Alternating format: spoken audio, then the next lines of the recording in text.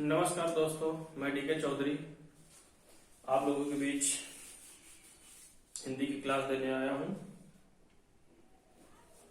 तो आज हिंदी की पहली क्लास है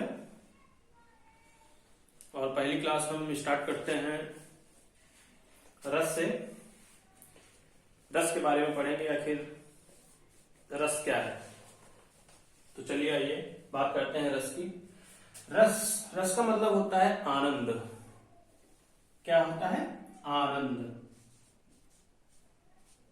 आनंद। रस का मतलब होता है आनंद। अर्थात कह सकते हैं हम कि जहां आनंद है, जहां आनंद है वही आनंद है, वही आनंद है। यहां आनंद दो जगह लिखा हुआ है।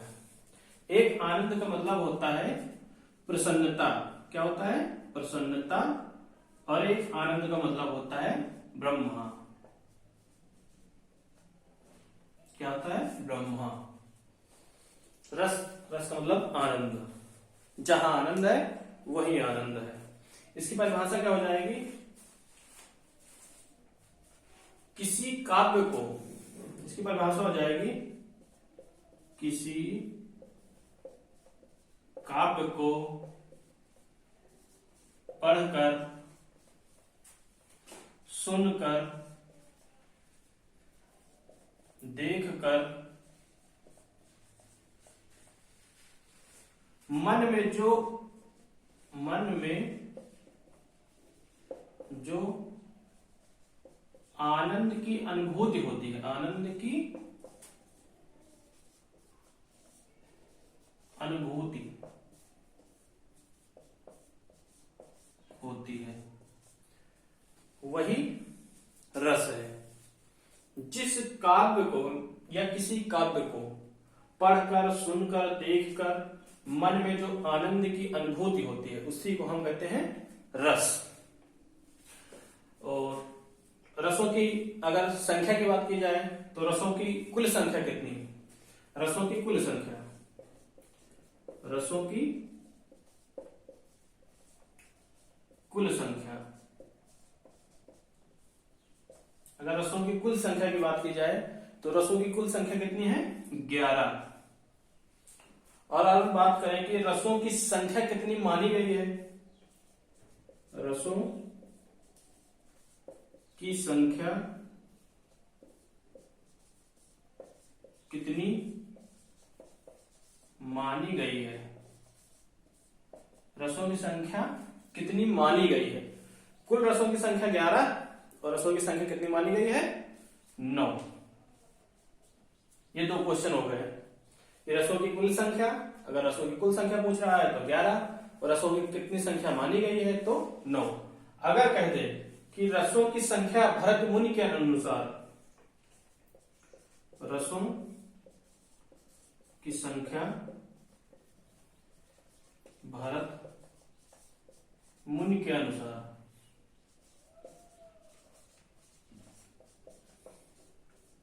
कितनी होती है? एग्जाम में पूछ ले कि रसों की संख्या भरत मुनि के अनुसार कितनी होती है, तो भरत मुनि के अनुसार रसों की संख्या कितनी है? 8। क्यों?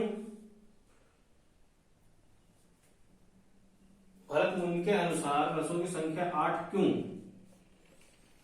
क्योंकि भरत मुनि ने शांत रस को रस नहीं माना।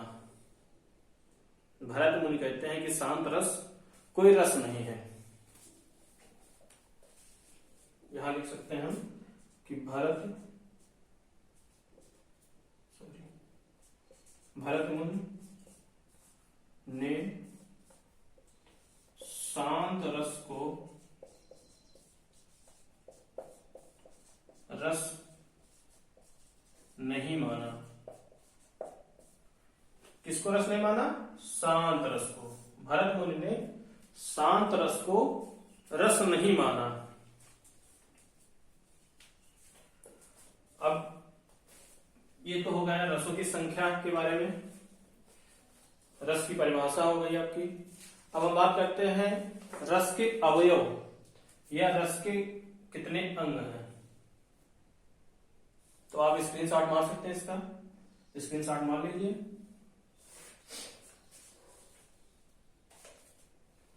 चलिए अब बात करते हैं रस के अवयव यानी अंग।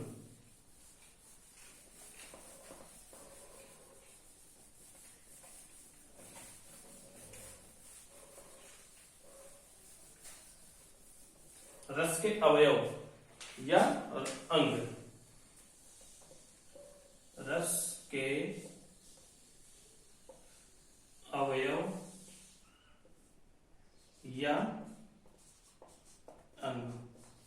रस के अवयव या अंग। रस के अवयव या अंग कितने प्रकार के होते हैं? ये होते हैं आपके 4 प्रकार के। कौन कौन से, आइए देखते हैं। एक होता है आपका विभव, विभाव। एक होता है आपका अनुभव।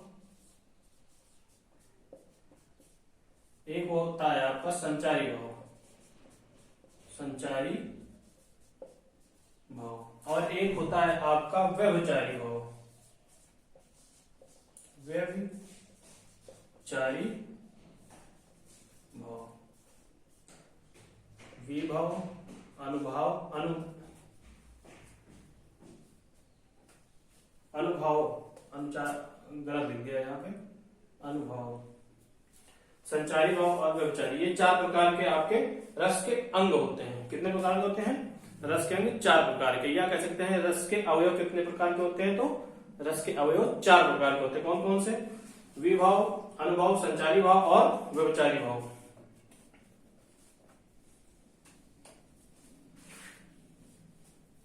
सर यहाँ पे व्यभिचारी, यहाँ गलत लिख दिया।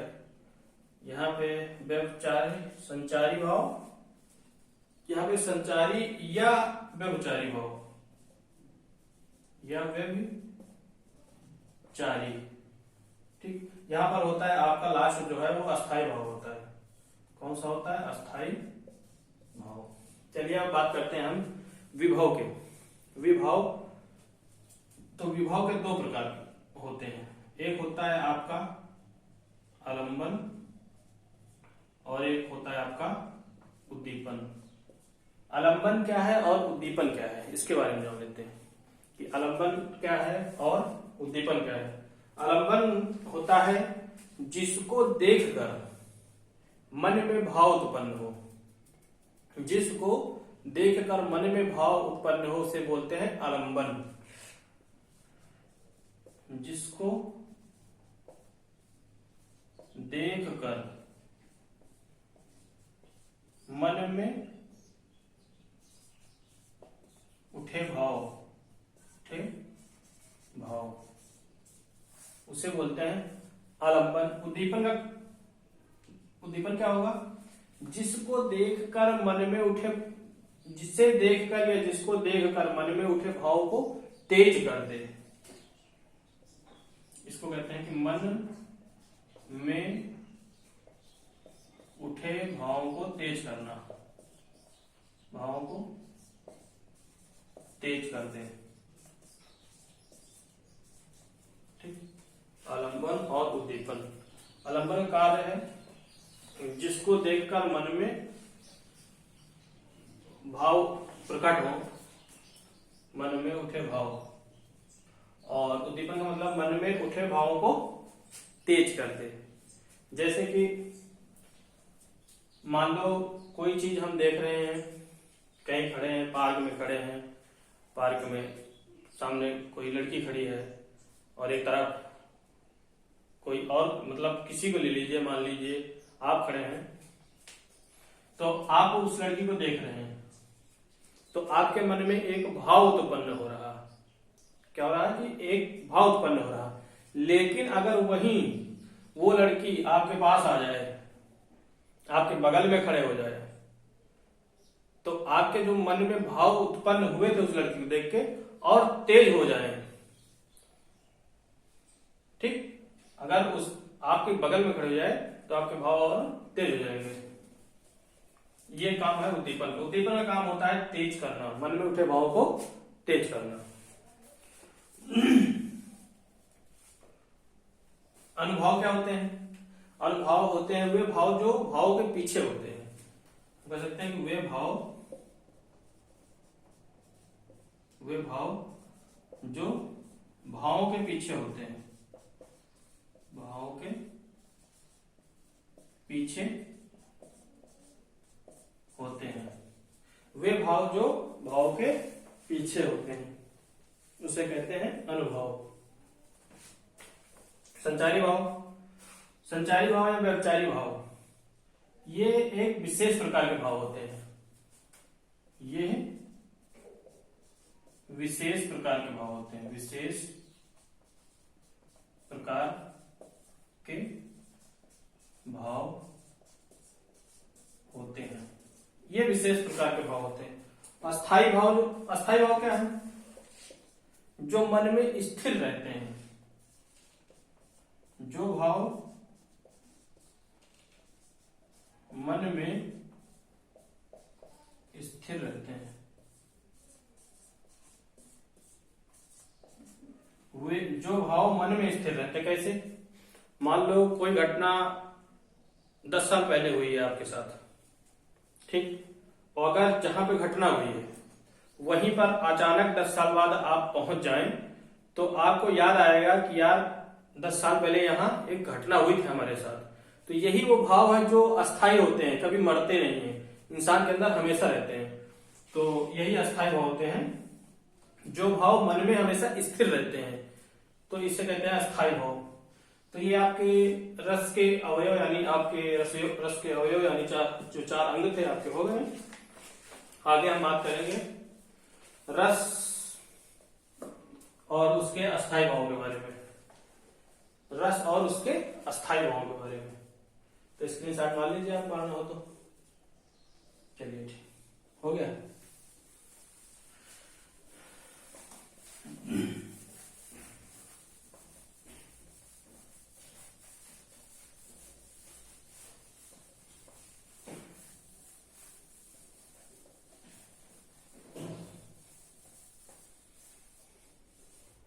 आज मेरी पहली क्लास है इसलिए थोड़ा से पढ़ाने में दिक्कत हो रही है।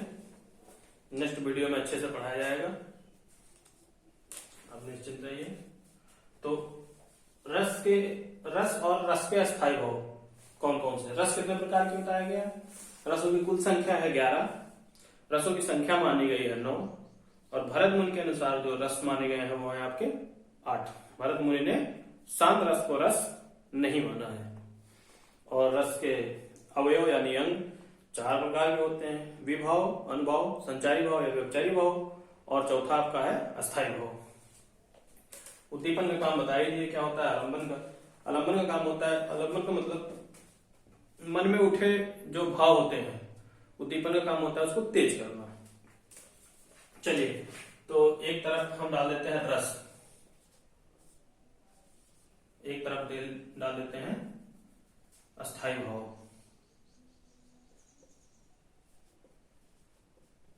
अस्थाई भाव, चलिए रस और अस्थाई भाव साथ साथ में इसकी परिभाषा के साथ में हम पढ़ते चलेंगे, है ना। तो पहला रस कौन सा है हमारा, जो सबसे इंपॉर्टेंट कहा जाए? श्रृंगार रस। कौन सा है? श्रृंगार रस। श्रृंगार रस। श्रृंगार रस का अस्थाई भाव क्या होता है? रति। श्रृंगार रस का अस्थाई भाव रति। श्रृंगार रस का अस्थाई भाव रति होता है। इसका परिभाषा क्या होगा? नायक की आपसी प्रेम प्रवृत्ति। नायक की आपसी प्रेम प्रवृत्ति। नायक की आपसी प्रेम प्रवृत्ति, ठीक। और दूसरा आपका है करुण रस। कौन सा है? करुण रस। इसका स्थायी भाव होता है, करुण का मतलब होता है शोक। इसका स्थायी भाव क्या हो जाएगा? शोक हो जाएगा। इसका स्थायी भाव शोक। परिभाषा, परिभाषा क्या हो जाएगी कि इष्ट व्यक्ति, इष्ट वस्तु एवं धन हानि होने पर इष्ट या इष्ट व्यक्ति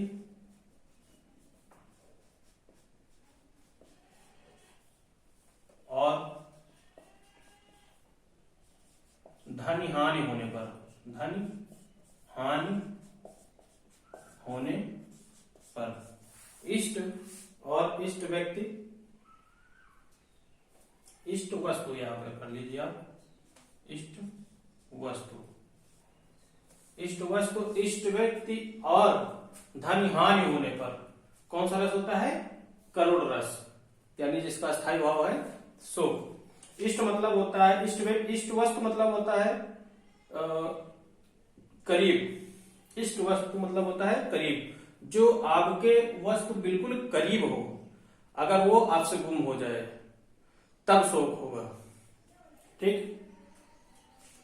और इष्ट व्यक्ति मतलब जो आपके बिल्कुल पास हो, वो आपसे बिछड़ जाए तब आप शोक करेंगे। मतलब बिछड़ना का मतलब है कि मान लो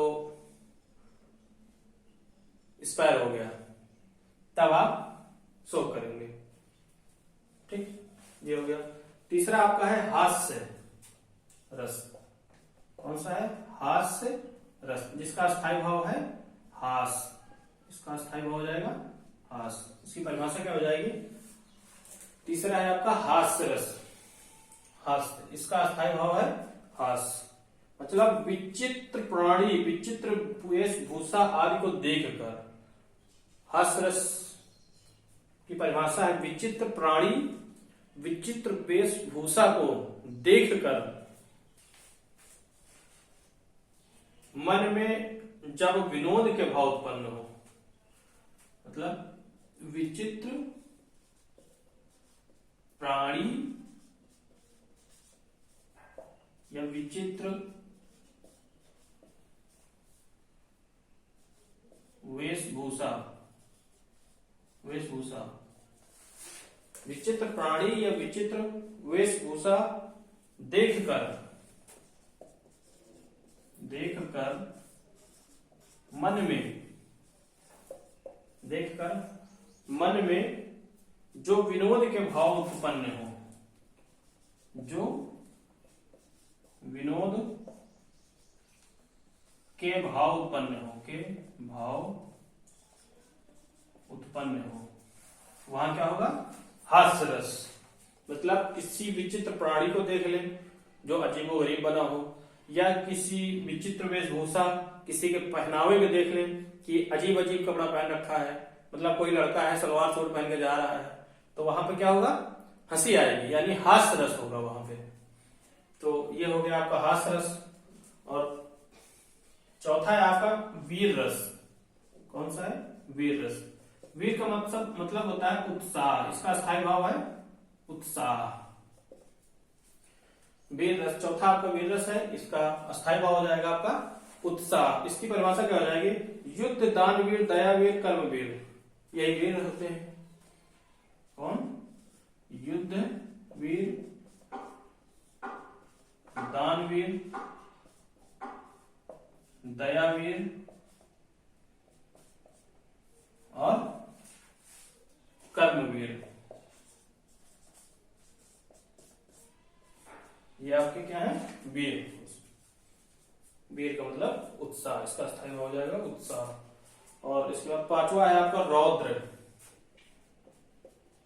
पांचवा है आपका रौद्र। रौद्र का अस्थायी भाव हो जाएगा क्रोध। क्या हो जाएगा? क्रोध।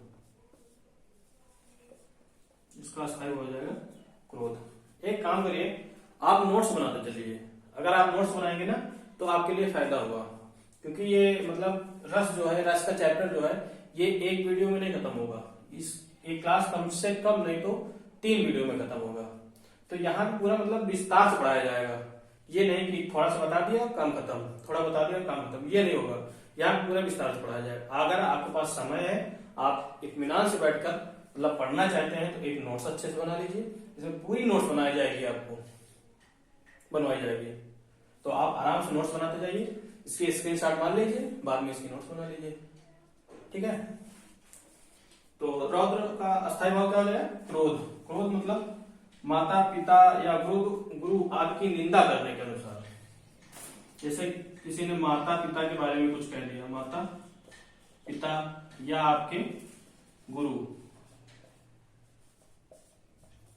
के बारे में बुरा भला कहने पर, निंदा करने पर इसके माता पिता गुरु, अगर आपके माता पिता की कोई निंदा करता है तो आपको क्रोध आएगा। गुरु की अगर आपकी कोई आलोचना करता है या उसकी निंदा करता है तब भी आपको गुस्सा आएगा। तो ये हो गया रौद्र रस का। आपके हो गए 1 2 3 4 5, टोटल कितने हैं? 11। तो 5 हो गए। एक ये छठा आपका विभत्स, चलिए भयानक वाला, भयानक रस। भयानक का स्थायी भाव क्या होगा भाई? भयानक का स्थायी भाव भय। तो भयानक का स्थायी भाव क्या हो जाएगा? भय।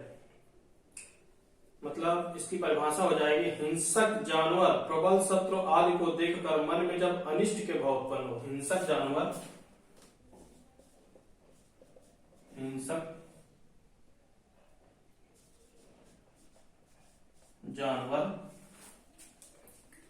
प्रबल शत्रु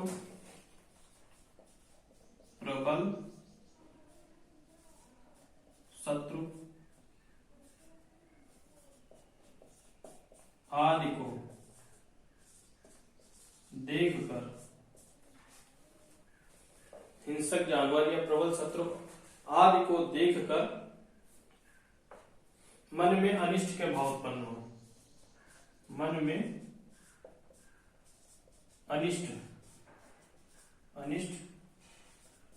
के भाव, तो उसे बोलते हैं भयानक भाव उत्पन्न हो।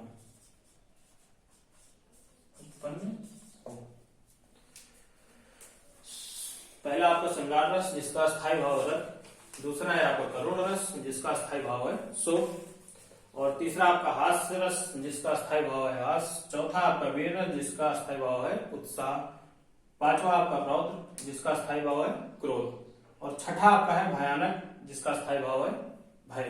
ये आपके 6 हो गए। अब बच्चे कितने? 6 5 11, 5 रस बच्चे। तो आज हम यहीं तक क्लास रखते हैं। एक छोटा सा वीडियो आज बनाएंगे और नेक्स्ट वीडियो में हम आपको ये पूरे रस के बारे में बता देंगे। इसके बाद उदाहरण लेंगे, उदाहरण के तौर पे हम समझाने का प्रयास करेंगे कि कैसे पहचाना जाता है कौन सा उदाहरण किस रस का है। तो नमस्कार साथियों।